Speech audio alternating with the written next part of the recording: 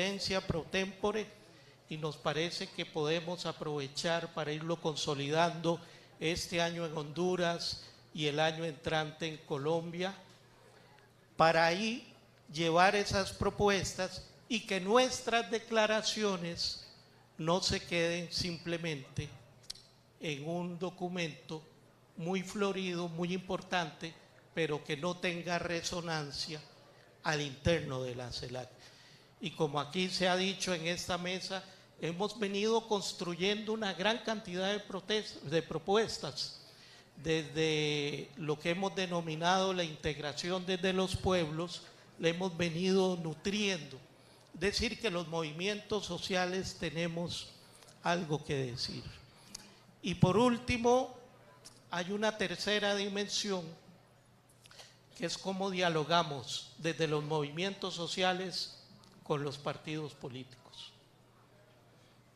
Porque efectivamente eso nunca ha sido fácil en nuestra región y me parece que es necesario discutir cómo entendemos este proceso. En este momento creo que con el Foro de Sao Paulo, porque es su mayor naturaleza de articulación de partidos políticos, pero hay que discutir y conversar cómo garantizamos que las miradas y las dimensiones de cada quien, que son diferentes, algunas complementarias, otras no, porque tenemos realidades y responsabilidades distintas, podemos fortalecer este espacio.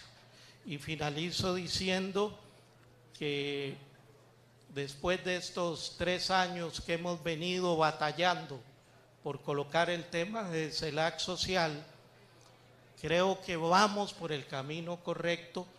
No nos contentemos con lo que tenemos y vayamos llevando estas discusiones que todavía son muy arriba a la gente, a los territorios, que la gente comprenda por qué es importante hablar de integración en América Latina y el Caribe.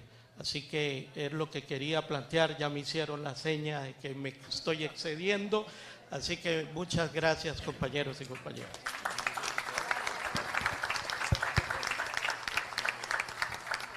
Gracias, Jorge.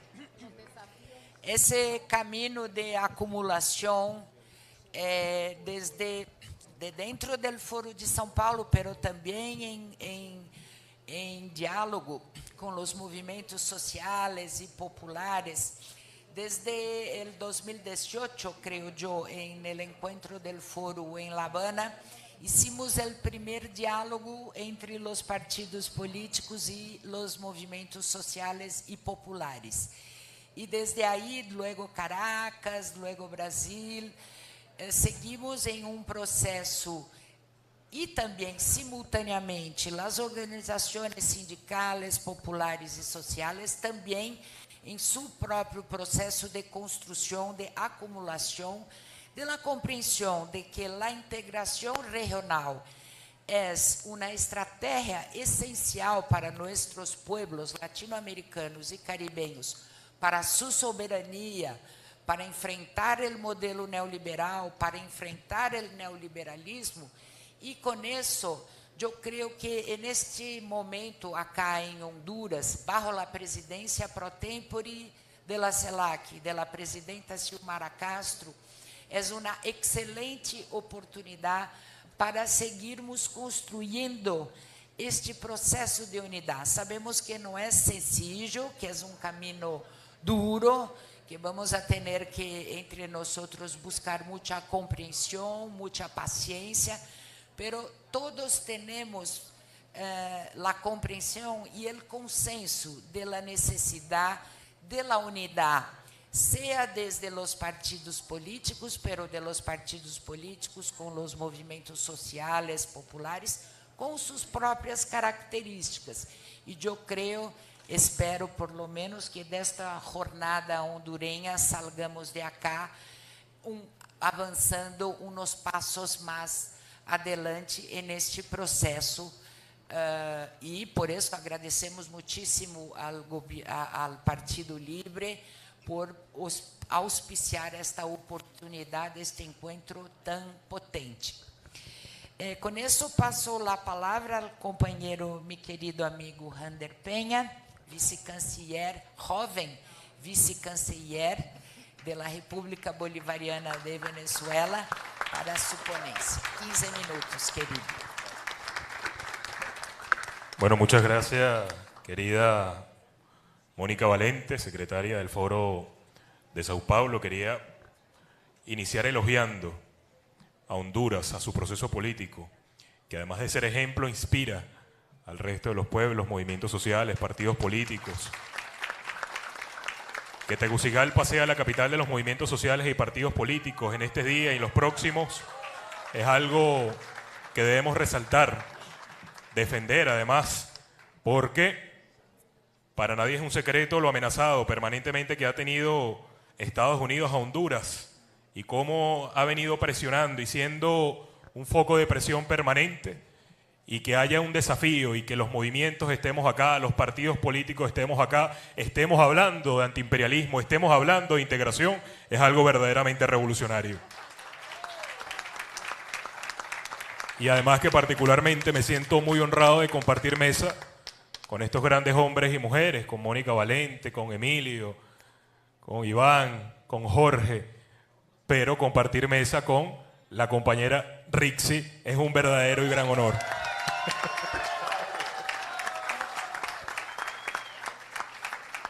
Yo quería comenzar hablando de lo que decía Emilio, que yo creo que es correcto. A ver, a nosotros nos venden la idea de la que integración tiene que necesariamente tener proximidad geográfica. Y si no tiene proximidad geográfica no es algo que puedas integrar. Y yo creo que es un concepto al cual nos ha querido reducir para entramparnos en el hecho de que tenemos que hablar solamente entre nosotros, que es importante. Pero dejamos a un lado algo fundamental, que es la construcción, como bolivariano lo pongo sobre la mesa, que es la construcción del mundo pluripolar. Nosotros entendemos como principio, como criterio básico, para entender el relacionamiento internacional o la política internacional, que tiene que haber polos de poder para que verdaderamente haya equilibrio. Y el equilibrio no es la esencia en sí misma, o no es el fin en sí mismo del punto de vista político, sino es la paz. Para que haya paz debe haber equilibrio, y para que haya equilibrio debe haber polos de poder. Y para que haya polos de poder tenemos que reconocer cuáles pueden ser los polos de poder. Y en medio de eso, Bolívar, el libertador, Simón Bolívar, hablaba del equilibrio del universo.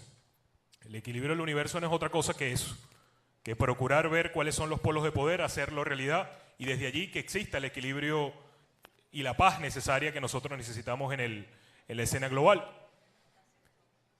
Allí, cuando Emilio hablaba de que nosotros veníamos de Vladivostok, eso queda en el fin del mundo un poquitico más allá, porque eso está en la frontera con Japón, muy lejos. Fueron 32 horas de viaje, Emilio, y eso es lejísimo. Fueron 4 o 5 días de ida y de vuelta para estar un día y medio allá en el foro.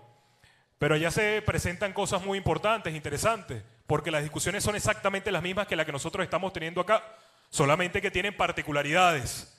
Las particularidades de Asia, de Eurasia, de Europa, de África, las particularidades propias de América Latina. Pero en el fondo, la esencia, el alma de la discusión termina siendo la misma. Y es ver cómo nosotros podemos articular una agenda de trabajo, cómo podemos hacer una agenda que nos permita contrarrestar el efecto hegemónico al cual nos quiere llevar los Estados Unidos y lo que se denomina el occidente colectivo, que es Europa y los Estados Unidos. Ellos también juegan, me refiero a los gringos, y juegan en espacios parecidos a esto. No sé si ustedes recuerdan, el pasado mes de yo no sé hace cuánto, pero fue hace como 4 o 5 meses. Bueno, los republicanos fueron anfitriones de una gran reunión de trabajo donde todas las derechas estaban reunidas, y más allá de las conclusiones que salían, sí salió una gran arenga, y la arenga en ese momento fue: hagamos de Occidente grande otra vez. Eso es una convocatoria a la ofensiva política por parte de la derecha global. Y en medio de eso, ¿qué hacemos nosotros? Bueno, yo creo que este es un extraordinario y maravilloso esfuerzo, pero que no debe, como decía Jorge Coronado, no debe quedar solamente en la conclusión de que nos volvemos a ver en cierto tiempo, en un año, y en un año volvemos a hacer el repaso de lo que pasó, pero no hay una agenda de trabajo, hay esfuerzos para eso. El Foro de Sao Paulo hace un esfuerzo extraordinario, la Internacional Progresista lo hace, la CELAC Social debe procurar hacerlo en medio de esta iniciativa de la CELAC Social. Pero entiendo que la novedad o lo ingenioso en esta oportunidad es la articulación de las agendas de trabajo. Venezuela, como país, apuesta a esto. Por eso es que el presidente Nicolás Maduro Moros, que está muy atento y muy pendiente de este foro del día de hoy, ha compuesto una importante delegación al cual yo quiero saludar. Está la compañera Erika Farías, miembro de la Dirección Nacional del Partido Socialista Unido de Venezuela, el compañero Carlos Ron, vicecanciller y presidente del Instituto Simón Bolívar, pero también están los compañeros de la Juventud del Partido, la compañera Yosneisy Paredes, la compañera Teresa Carrasquel, la compañera Lidia Altuve, el compañero Jorge Arreaza, quien dio las palabras en la instalación de este importante y gran evento. Habla en sí mismo, porque nosotros estamos en una batalla electoral, el compañero Sergio Arria, viceministro de Cultura. Nosotros, como ustedes saben, y lo definía Emilio, nosotros estamos en una campaña electoral en la cual cada venezolano y cada venezolana es útil en el país. Sin embargo, vaya el nivel de conciencia geopolítica que tiene el presidente Nicolás Maduro, que en medio de la batalla electoral ha designado un grupo de compañeros y compañeras para que estemos acá presentes, porque entendemos que no solamente solos podemos librar una batalla que no solamente le pertenece a los venezolanos y a las venezolanas, sino es una batalla que le pertenece a América Latina, que le pertenece al mundo. Y allí nosotros vamos de esa escena global de la construcción de un mundo pluripolar donde los partidos políticos tienen cosas que decir y que hacer, a la batalla geopolítica regional. Porque esta batalla no es de ahora, es de otra hora.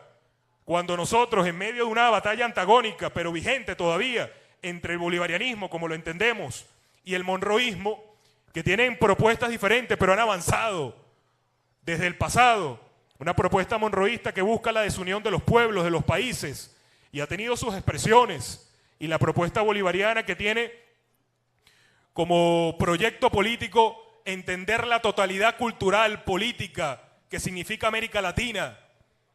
Hemos avanzado en el tiempo, estamos en la era bicentenaria de aquel Congreso Anfitriónico de Panamá, convocado por Bolívar, donde proponía una confederación de naciones. Esa idea no ha quedado atrás, esa idea está vigente ahora, solamente que han inoculado tanto, los gringos me refiero, la idea de que somos países con particularidades y somos tan diferentes que la unión no es permitida. La unión ni siquiera es un planteamiento político de ahora, sino que nos ponen a hablar incluso un concepto anterior, que es la integración. Nosotros de Venezuela hablamos de la unión. Y yo quiero distinguir el concepto porque hay que tener apreciaciones conceptuales. La integración es la suma de las partes, pero que no terminan unidas. La unión es el todo indivisible. ¿Cuál es la convocatoria que nosotros nos hacemos? ¿Hacer la suma de las partes o hacer el todo indivisible? Yo creo que la conclusión es ser el todo indivisible. Porque América Latina, tal cual como nos las vendieron, compañeros y compañeras, en una treintena de republiquetas para tener agendas divididas, que circunstancialmente pueden colocarlas en la mesa de manera ocasional, y ni siquiera nos convocan a la integración, sino la interacción entre las partes. No es la integración, sino la interacción. Y luego de que interactuamos nos vamos y seguimos en nuestros asuntos particulares, nacionales. Esa es la trampa a la cual nos han sometido. Por eso es que ahí yo reivindico a Enrique Dussel, que creo que es un extraordinario teórico crítico, teórico de la liberación. Él en su libro, Las filosofías del sur, él hablaba de los migrantes. Él falleció en México, siendo parte de la Escuela de Formación Política de Morena. Y él decía, hablando de los migrantes, el tema migratorio, él decía que él simplemente es un sujeto que nació en las tierras sureñas y se mudó a las tierras norteñas de la patria grande para significar lo que era América Latina, que es un todo, una totalidad cultural, política, es una expresión dusseliana de Dussel. Y él mismo decía que nosotros estamos en ese justo punto de no retorno, de hacer o no hacer. Si hacemos, las generaciones futuras seguramente nos agradecerán por el hecho de haber hecho. Si no hacemos, pueden pasar dos cosas, una peor que la otra. La primera, que esas generaciones futuras seguramente nos condenarán por no haber hecho nada. o no haber hecho lo suficiente. Y la segunda, que es mucho peor, a lo mejor quizás ni eso podrán, porque no habría humanidad.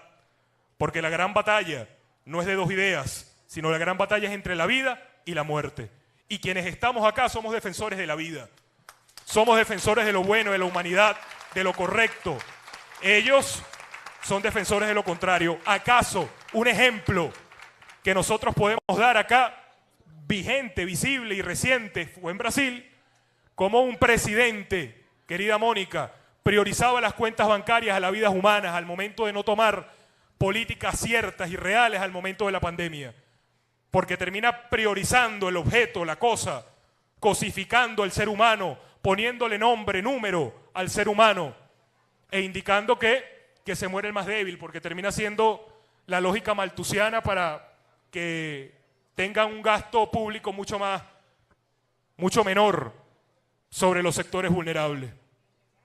Nosotros en nuestros países fuimos más humanos y terminamos priorizando la vida humana, terminamos priorizando al abuelo, a la abuela, al hermano, a la hermana con cualquier patología. Por eso es, para cerrar, compañeros y compañeras, es que la gran batalla de estos tiempos es una batalla que viene de antes y que no nos pueden desconectar, porque no hay nada más cargado de pasado que el presente, ni nada más cargado de presente que el futuro. Ellos, que sí saben eso, tienen bien claro cuál es su teoría monroísta, pero intentan en medio de esa lógica desconectarnos a nosotros del pasado, diciendo que mirar al pasado es algo retrógrado, que no debería estar en el debate, que hay que mirar hacia adelante, hacia los nuevos tiempos. Es una trampa que nos pone la gran derecha mundial e imperialista. Por eso, compañeros, aterrizo, luego de esta necesidad global, realidad regional, hablar de lo que en mi país va a pasar en un poco más de un mes, que son las elecciones presidenciales del 28 de julio. Lo primero que yo quiero decir es que son elecciones que no solamente son de los venezolanos, compañeros y compañeras. Son elecciones donde el epicentro de una gran batalla política se está librando en Venezuela, en el que ellos están apostando toda el arsenal comunicacional para vender una idea falsa, mentirosa, de lo que está pasando en Venezuela. Y la verdad es que en Venezuela hay una realidad que solamente puede constatarse yendo allá y hablando con los venezolanos y las venezolanas. Y es que el 28 de julio, por paliza, va a ganar el presidente Nicolás Maduro Moros. Y no es desde el ánimo romántico de querer que gane el presidente Nicolás Maduro que lo queremos, sino que es la verdad. Ellos no han levantado. Les frustra el hecho de no levantar en las encuestas. Y ante eso procuran los escenarios más violentos, los escenarios más caóticos, los del saboteo. Pero ante eso nuestro pueblo, que está preparado para defender la paz en cualquier escenario, la defenderemos. Pero necesitamos, compañeros y compañeras, el acompañamiento de todos y de todas. Por eso es que todos están invitados para el 28 de julio a ser acompañantes electorales de un proceso latinoamericano, venezolano, bolivariano, que son las elecciones presidenciales de Venezuela, en el que reelegiremos al presidente Nicolás Maduro Moros. ¡Viva el Foro de Sao Paulo! ¡Viva la CELAC Social! ¡Viva Honduras y su proyecto político! ¡Viva Latinoamérica!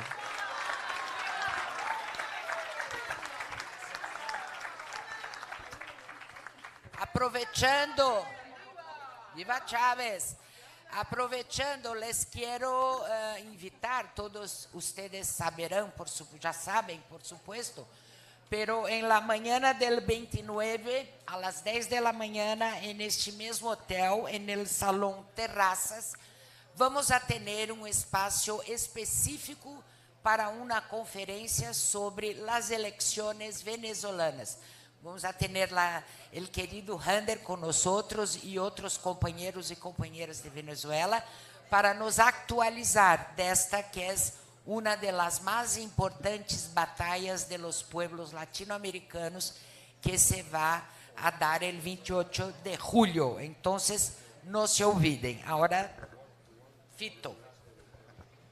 Bueno, muchas gracias por los aportes y ahora le vamos a dar la palabra a la compañera Rizzi Moncada, precandidata presidencial de Honduras por el Partido Libre para que cierre este panel. Adelante, compañera.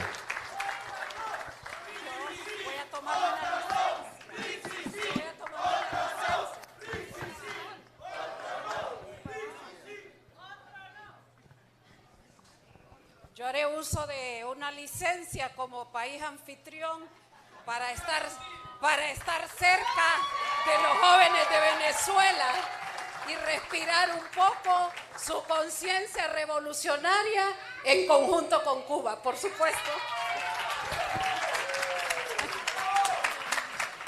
Muchísimas gracias,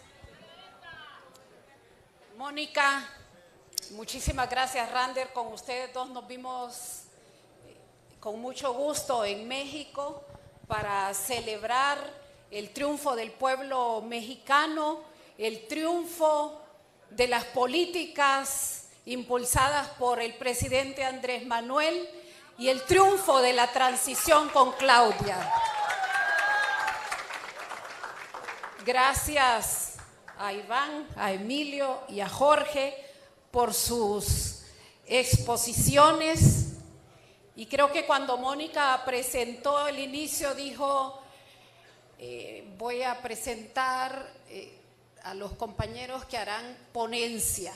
Yo no haré ponencia, yo contaré mis vivencias. Así que les ruego en ese sentido tener conmigo la consideración de mis vivencias en un país en donde, como dijo Rander, no la creemos que estemos con los movimientos sociales y los partidos de izquierda en el Hotel Plaza San Martín discutiendo sobre la integración regional de nuestros pueblos. Para Honduras, todo comenzó el 27 de enero de 2006. El presidente Zelaya rompió ese pedazo de historia cuando en el Estadio Nacional lanzó un discurso con la opción preferente, la opción de los pueblos, la opción de los pobres, la opción del ser humano por encima del capital. Ahí empezó la historia. Cuando dijo hay que revisar los precios de los combustibles, hay que revisar el salario mínimo de los trabajadores, hay que revisar los procesos de privatización para detenerlos y defender lo público. Ahí comenzaron los titulares de los periódicos y ahí comenzó todo el ataque corporativo mediático de la derecha. Y su servidora, entonces ministra de Trabajo, fue designada para viajar a Venezuela e iniciar a apenas de un mes de aquel gobierno los acercamientos para incorporarnos a las iniciativas que realmente nos integran, a Petrocaribe y a la iniciativa de la Alternativa Bolivariana para los pueblos de nuestra América. Yo tuve el privilegio de compartir en la Casa Presidencial en Venezuela con el presidente Chávez. Y la primera pregunta que me hizo el presidente Chávez, no teníamos un mes de gobierno, y la primera pregunta que me hizo antes de sentarnos en el salón para hablar sobre el tema Petrocaribe y la integración de Honduras fue: ¿tienen medios de comunicación? ¿Tienen ustedes como gobierno medios de comunicación? Y le dije, no tenemos apenas, no hemos cumplido el mes de gobierno. Entonces el primer mensaje de él fue: dile a Zelaya que ocupa tener un medio de comunicación. Dile a Zelaya que funde una radio, que ponga una televisora y que ponga un periódico, chica, porque los van a dejar solos. ¿Y cuánta razón tenía Chávez? ¿Cuánta razón tenía Chávez? Había que comunicar a nuestros pueblos la decisión de aquel gobierno encabezado por el presidente Zelaya, que el día de su toma de posesión marcó el destino de nuestros pueblos. Y digo yo, un destino para bien, un destino que finalmente nos hizo entender a todos que había que definir entre la vida y la muerte, como dice Rander. Y nosotros hemos optado desde el Partido Libre, desde la precandidatura, desde los distintos sectores de la sociedad, por el proyecto de vida, por el proyecto de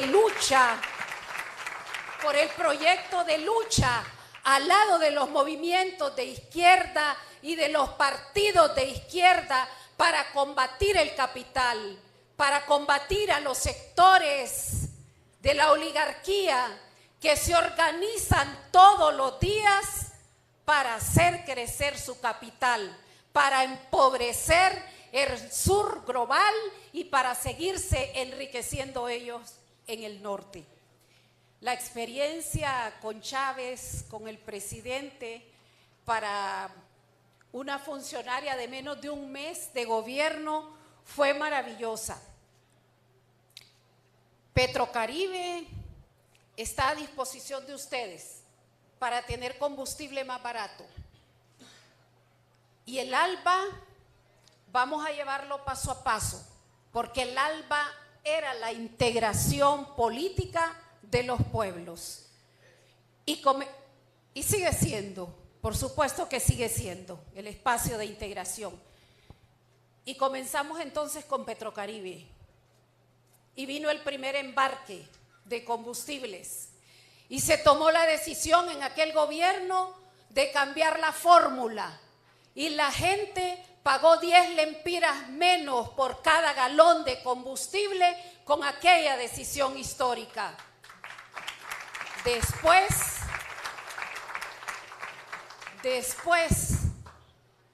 vinieron muchas medidas, pero medidas relevantes, el aumento al salario mínimo de los trabajadores. Ese aumento al salario mínimo de los trabajadores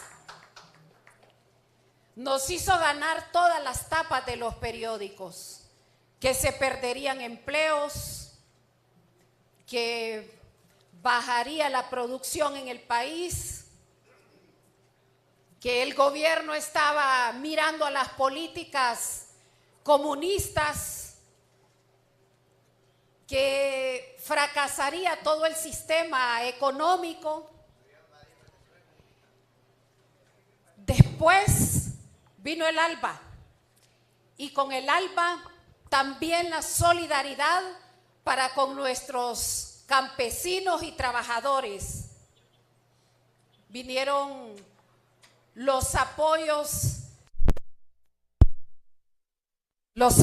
de Cuba con los maestros para acabar con el analfabetismo en nuestras comunidades rurales. Vinieron de nuevo los médicos cubanos para atender tierra adentro la salud de nuestra gente. Pero también vino Cuba para auxiliarnos en un proyecto único en la región con la reducción de las pérdidas en la energía eléctrica. Y pudimos instalar más de 4 millones de focos ahorradores a la gente de escasos recursos, especialmente en los barrios marginales y en la zona rural. Esa fue nuestra experiencia de integración y de unión de nuestros pueblos y de nuestras políticas. Y por supuesto, el 28 de junio, que conmemoramos mañana 15 años, el 28 de junio trágico, el proyecto de la muerte que nos impone la derecha, al no poder detener el gobierno el crecimiento económico, el desarrollo de las diferentes políticas, llegó el zarpazo. Y tuvimos que salir con el presidente Zelaya, con su secuestro, con el asalto, con su presencia allá en Costa Rica, salir todos los miembros de su gabinete que nos mantuvimos a su lado en el proyecto de vida. Y nada en estos 15 años habría sido posible, nada, absolutamente nada. Ni la lucha sola de nuestros pueblos a lo interno, de la resistencia, del frente, de las organizaciones populares, nada habría sido posible concretar en estos 15 años sin la solidaridad de América Latina, sin la solidaridad de los movimientos sociales de izquierda. La reversión del golpe llegó y de la mano con todos los movimientos sociales y los pueblos de América Latina ha sido posible mantenerse de pie por 15 largos años soportando asesinatos, persecuciones, fraudes electorales, torturas, vejámenes de todo tipo. Lawfare ha hecho de todo la derecha y la resistencia de Honduras se ha mantenido de pie y sigue de pie. Hoy congratulada con ustedes, hoy abrazada de cerca con ustedes, con los representantes de los pueblos con quienes compartimos idioma, compartimos ideas, compartimos formas de pensamiento, compartimos formas de alimentarnos. Nada habría sido posible sin esa solidaridad. Hoy estoy segurísima de la sonrisa y de la felicidad que intentaron arrebatarnos, pero estoy segura de la sonrisa y de la felicidad con que Xiomara Castro está en la Casa de Gobierno, celebrando también que 15 años después de aquel cruento golpe, la resistencia comparte en nuestra casa, en nuestro país, en nuestro territorio, con quien nos tendió la mano y nos regaló además la hermosísima canción de la resistencia. También con Abya Yala, porque también llegó la cultura, llegó el arte, también llegó la iniciativa de la pintura. Aquel cruento golpe que nos dejó sangre de mártires, que dejó esposas, que dejó viudas, que dejó madres que perdieron sus hijos. Todo lo que hemos vivido en estos 15 años, creo que queda traducido hoy en esa inauguración maravillosa en donde nuestro principal líder y coordinador del partido se ha congratulado también y creo que se ha sentido acompañado, pero sobre todo ha disfrutado de ver que hubo fruto, que hay fruto y que Honduras también tiene una juventud potente, revolucionaria, que enarbolará las banderas de la resistencia, las banderas del Partido Libre, partido de izquierda, determinado, definido y listo para la acción y el acompañamiento de todos los partidos de la región, de los movimientos populares, pero sobre todo de quienes nos dieron su mano fuerte en aquel momento difícil. Creo, compañeros,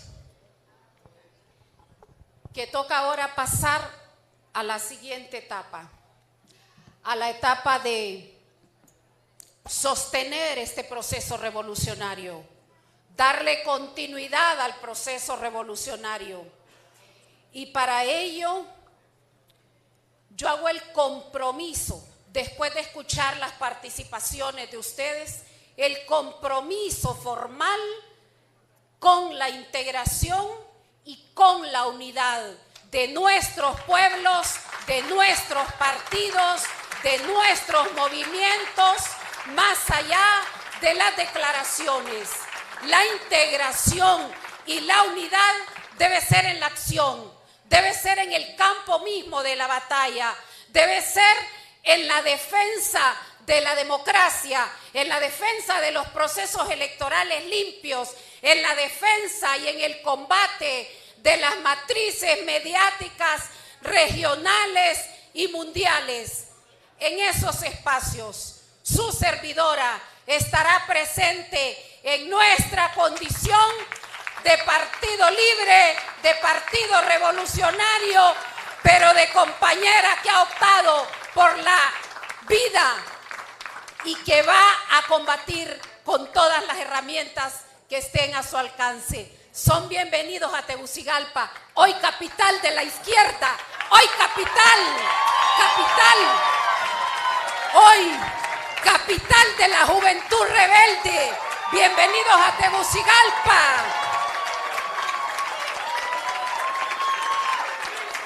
Este pueblo en resistencia les abraza y les acompaña en el combate de las ideas hasta la victoria.